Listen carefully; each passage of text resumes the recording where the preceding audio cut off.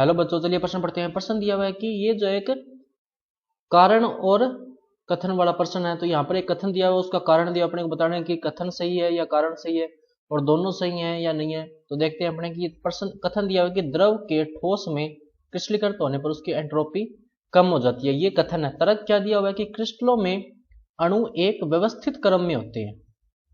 ये जो इसने कारण दिया। तो सबसे पहले बात करें अगर इस प्रश्न में मुख्य अवधारणा की, तो देखो क्या होगी मुख्य अवधारणा जो इस प्रश्न में होगी वो होगी निकाय की एंट्रोपी में परिवर्तन। तो देखो होता क्या है कि जब कोई पदार्थ द्रव अवस्था से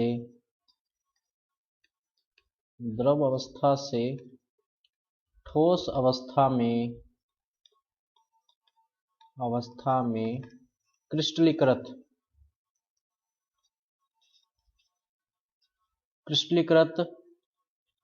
होता है तो अणु अधिक व्यवस्थित ढंग से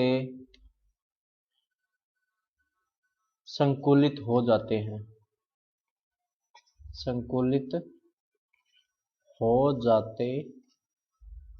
हैं। अब इससे क्या होता है कि तंत्र में अव्यवस्था कम होती है। तंत्र में अव्यवस्था कम होती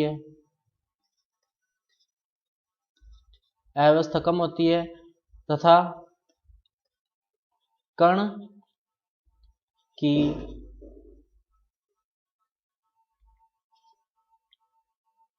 गति भी कम हो जाती है।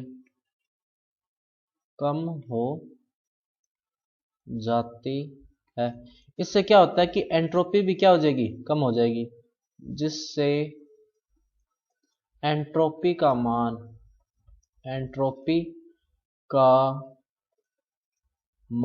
भी कम हो जाता है।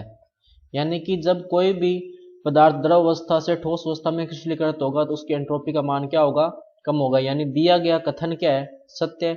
अब कारण क्या है कि क्रिस्टलों में अणु एक व्यवस्थित क्रम में होते हैं, तो कारण भी क्या है, सही है। तो सही विकल्प क्या होगा, विकल्प नंबर ए कि ए और आर दोनों सही है तथा आर जो ए का सही स्पष्टीकरण है। तो बच्चों ये था आपका उत्तर। मैं आशा करता हूँ आपको समझ में आया होगा। धन्यवाद।